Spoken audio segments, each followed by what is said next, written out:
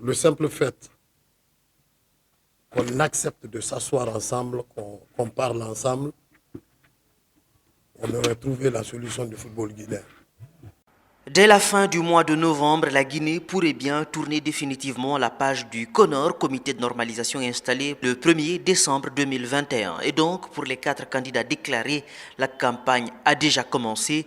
Le congrès électif de la Fédération guinéenne de football devant élire un nouveau comité exécutif le 25 novembre 2023 à Conakry s'annonce tendu et plein d'incertitudes.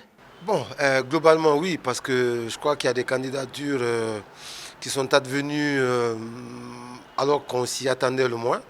Aujourd'hui, on a 4 candidats déclarés, le général Mathurin Bangoura, Abouba Sampil, président du CIK, Almami Silla, le président de SOR. On a aussi Abdul Karim Bangoura Akabe, voilà, qui brigue. Voilà, pour le moment, à mon avis, c'est une élection aux issues incertaines pour le moment, parce qu'on sait que ça sera fait de compromis entre les membres statutaires et certains acteurs intéressés justement pour briguer, si vous voulez, la tête de la présidence, mais aussi être en tête de liste, parce qu'on sait que le système a changé, ce n'est plus un seul poste à pourvoir, il y a des postes à pourvoir. Donc ça va dépendre un peu des arrangements que les uns et les autres vont trouver en vue de pourquoi pas gagner l'élection. Justement, parlant des membres statutaires, seuls habilités à élire le prochain dirigeant de la FEGIFOOT, à ce niveau aussi impossible de prévoir avec exactitude ce qui pourrait bien arriver. Déjà, voyez un peu la tournure que les choses prennent. Déjà, on sent que certains membres statutaires, tantôt sont de ce camp, tantôt sont de l'autre camp. Donc, c'est-à-dire jusqu'au jour J, on ne se rend pas compte totalement sur quoi se fier.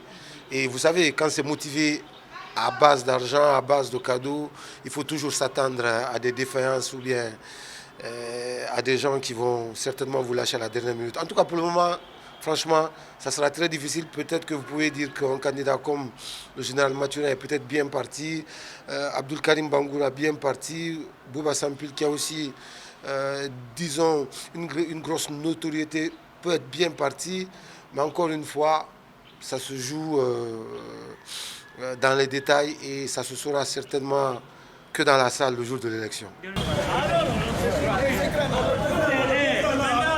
Développer le football à la base et le football féminin, promouvoir et soutenir le développement des infrastructures sportives de qualité dans notre pays et enfin, franchir le cap de la professionnalisation afin que nos jeunes footballeurs puissent vivre de leur art.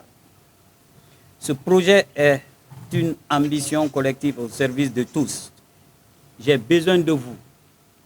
Nous avons besoin de vous, camarades membres statutaires de notre football. Pour l'heure donc, il y a 4 listes de candidatures qui se sont officiellement déclarées dans la presse. Reste à savoir s'il y en a d'autres ou pas. Le délai pour le dépôt des candidatures a expiré vendredi 27 octobre 2023.